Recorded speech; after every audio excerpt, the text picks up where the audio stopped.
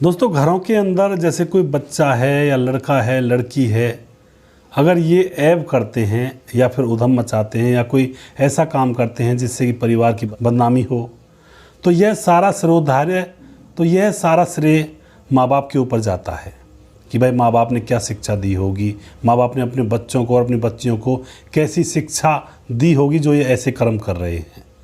लेकिन घर के अंदर अगर कोई बहू आती है या पत्नी आती है ब्याह करके और वो ऐसे कृत्य करती है, तो यहाँ पर लोग यही कहते हैं कि भाई इसमें इन घर वालों का क्या कसूर है। यह जो बहू या पत्नी अपने मायके से आई है तो मायके वालों ने जो संस्कार दिए होंगे यह तो इस हिसाब से चलेगी, तो उसमें उन लोगों का क्या कसूर होता है, क्योंकि उन लोगों ने उसकी परवरिश नहीं की हुई होती है।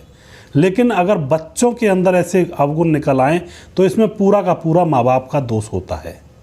आज की घटना कुछ इसी तरह की है, इसी मामले के ऊपर प्रकाश यहाँ पर डालेंगे। पत्नी गांव के लोगों के साथ संबंध बनाया करती और फिर बोरी में गांव के बाहर सर कटी हुई उसकी लाश लोगों को पड़ी हुई मिलती है। आखिर मामला क्या था और इसके पीछे वजह क्या थी, पूरी सच्चाई यहाँ पर जानेंगे। वीडियो को अंत तक जरूर देखिएगा। नमस्कार, मैं हूँ सुदेश कुमार और तिरछी बात चैनल में आपका स्वागत है। यह घटना उत्तर प्रदेश के सीतापुर के रामपुर कला थाना क्षेत्र के गुलहरिया गांव की है। गुलहरिया गांव के अंदर गांव में 9 नवंबर 2022 को रात में एक बंद बोरी पड़ी हुई थी चौराहे पर।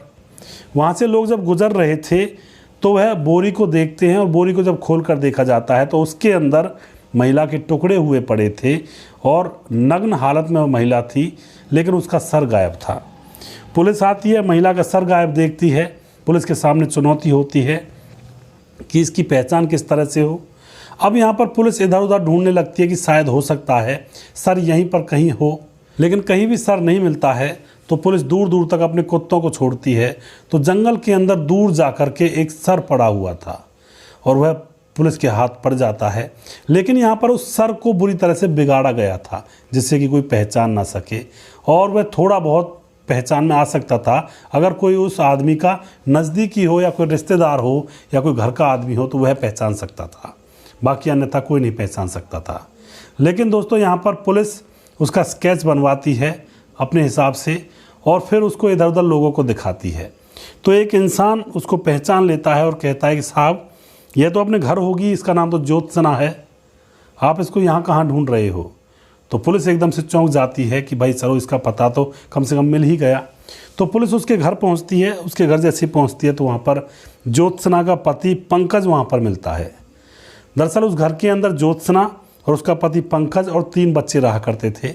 अब घर के अंदर पंकज था, उसके 3 बच्चे थे, लेकिन ज्योत्सना घर पर नहीं थी। जब पुलिस पहुंची थी, पुलिस पूछती है कि तुम्हारी पत्नी ज्योत्सना कहाँ है, तो पंकज कहता है कि वह तो मायके गई हुई है। अब पुलिस के अंदर एक और शक पैदा हो जाता है कि यह तो बात सच ही गड़बड़ घोटाले में चल रही है। उस पति को उठा लिया जाता है क्योंकि उसके ऊपर ही शक गया था पुलिस का, और सख्ती से पूछा जाता है तो पति टूट जाता है। अब पति बताता है सारी घटना पुलिस के सामने। पति कहता है शादी के बाद ज्योत्सना उसके घर पत्नी बनकर आई, बड़ी ही अच्छी थी, बड़ी ही कोमल स्वभाव वाली थी, लेकिन धीरे धीरे उसके पर निकलने लगते हैं और वह गांव के लोगों से संबंध बनाने लगती है, यानी कि उसका चाल चलन खराब हो जाता है। अब धीरे धीरे कुछ समय तो गुजरता है, पंकज भी उसको समझाता है तू ऐसा काम मत कर, हमारी बेइज्जती हो रही है, गाँव के अंदर बदनामी हो रही है, लेकिन वह फिर भी नहीं मानती है क्योंकि उसको तो अय्यासी का शौक़ जो चढ़ गया था, और यह अय्यासी का शौक़ जब उतरता है तो मौत के बाद ही उतरता है दोस्तों, कई बार तो। अब यहाँ पर क्या होता है, पति की बात को पत्नी नहीं मानती है, वह बार बार इधर उधर घूमती है, और पति करे भी तो क्या। पति एक बार कह सकता है, 2 बार कह सकता है, लेकिन जब नहीं माने कोई तो फिर वह कहाँ तक कहे। अभी भी वह बाहर जाती है, गांव के लोगों के साथ, अड़ोसी पड़ोसियों के साथ वह मुंह काला करती हुई घूमती है। पति अब सर उठाकर पड़ोस में भी नहीं चल सकता है क्योंकि लोग उससे ताना मारने लगते हैं और लोग उसको देखकर हंसते हैं, न जाने कैसी कैसी बातें करते हैं, क्योंकि करता कोई है भोगता कोई है, यह होता है दोस्तों इस समाज के अंदर।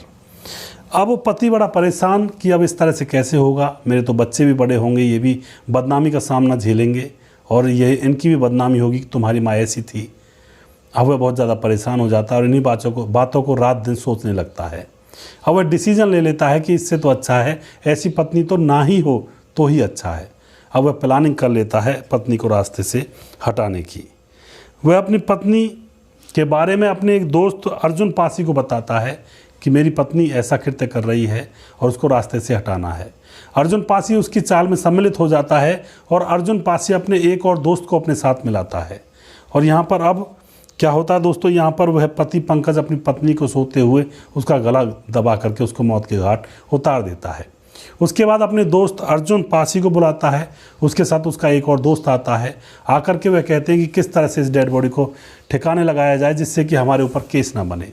तो वह प्लान करते हैं और वह दिमाग लड़ाते हैं कि इस डेड बॉडी को पहले काटा जाएगा, उसके कपड़े उतारे जाते हैं, उसको काटा जाता है और काट करके उसको बोरे में भरा जाता है। गर्दन को अलग काट करके उसको बुरी तरह से बिगाड़ा जाता है। उसके चेहरे की खाल को बिल्कुल बिगाड़ दिया जाता है जिससे कि कोई पहचान ना सके। और धड़ को काट करके बोरे में भरकर अलग फेंका जाता है और सर को जंगल के अंदर फेंक दिया जाता है जिससे कि कोई जानवर ले जाए और यह किसी को ना मिले। दोस्तों इसी तरह से वह करते हैं, लेकिन वह पकड़े जाते हैं। यहाँ पर पहचान हो जाती है और पुलिस उन सभी को उठा करके उनको जेल में डाल देती है, विभिन्न धाराओं में मामला दर्ज करके। जो बच्चे थे उस ज्योत्सना और पंकज के 3 बच्चे थे, उनका भरण पोषण कैसे होगा, वो किस तरह से आने वाली ज़िंदगी को गुजार पाएंगे। ऐसे ऐसे कांड हो जाते हैं दोस्तों। यहाँ पर जो गोद बचाकर औरत आती है उसकी क्या गारंटी उसके पति के पास। दोस्तों पति ने तो उसका भरण पोषण नहीं किया, उसने तो उसे शिक्षित नहीं किया। तो यहाँ पर पति की गलती पहले नहीं थी, लेकिन बाद में जब उसने कत्ल कर दिया तो यहाँ पर पति की गलती ही गलती थी। खुद जेल में रहेगा, 3 बच्चे हैं, वो अनाथ हो गए और पत्नी जान से गई। यहाँ पर कहा जाता है कि औरत अगर गलत रास्ते पर चलती है तो एक बार उसको समझाओ, तहे दिल से समझाओ कि तू सही रास्ते पर चल, हम तुम्हारा साथ देंगे। लेकिन फिर भी वो नहीं मानती है तो फिर यह कहते हैं कि राम भरोसे छोड़ देना चाहिए। वो एक कहावत है कि जाहे बिद राखे राम ताहे बिद रहिए। उसके बाद तो जब ना समझे तो, क्योंकि कोई जीव पिछले जन्म में न जाने क्या कर्म करके आ रहा है, उसी के हिसाब से उसको इस जन्म में भी कर्म करने हैं। तो हम कौन होते हैं किसी को कर्म बताने वाले। उसका अपना भाग्य है, अपना कर्म है, अपना प्रारब्ध है, अपनी उसकी एक अलग से लाइफ लाइन है। यहाँ पर आया है कुछ दिनों के लिए, यहाँ पर है वह जीव, और फिर आगे न जाने कौन सी यात्रा करनी है, पीछे न जाने कौन सी यात्रा करके आया है। हमारे पास तो कुछ क्षण के लिए रुका है, अब उसमें हम उसके पीछे लगे रहें, ऐसा करो वैसा करो। जो जैसा करे वो राम के ऊपर छोड़ दो, उसकी करनी वो भुगतेगा और उसके आड़े ही आएगा जो भी कुछ आएगा। हम तो सिर्फ कुछ समय के लिए उसके साथ होते हैं, ऐसे जीव के साथ। तो दोस्तों एक बार कहिए, अगर माने तो ठीक, ना माने तो फिर जैसा राम रखे वैसे रहने देना चाहिए इंसान को। अगर आपको हमारे वीडियोज अच्छे लगते हैं तो इनको शेयर ज़रूर कर दिया करें। दोस्तों यहाँ पर जो पंकज ने किया है बहुत गलत किया, ऐसा बिल्कुल नहीं करना चाहिए, क्योंकि अब अपनी ज़िंदगी जेल में गई, दूसरे के ऊपर, दूसरी औरत के ऊपर एक तरह से दूसरी ही हो जाती है। जो औरत अपनी कहना नहीं मानती है वह दूसरे के ही समान है। उसके ऊपर अपनी ज़िंदगी को बर्बाद कर लिया, अपने बच्चे अनाथ हो गए। क्या पड़ी थी उसको उड़ता तीर लेने की, अपने बच्चों को पालता, उनका भरण पोषण करता, अपनी ज़िंदगी को कहीं और जाकर गुजार लेता, अगर बदनामी नहीं सहन हो रही थी तो। अगला प्रोग्राम मैं जल्दी फिर से लेकर आऊँगा, तब तक आप खुश रहें, सावधान रहें, रिश्तों की अहमियत को समझें। जय हिंद, जय भारत।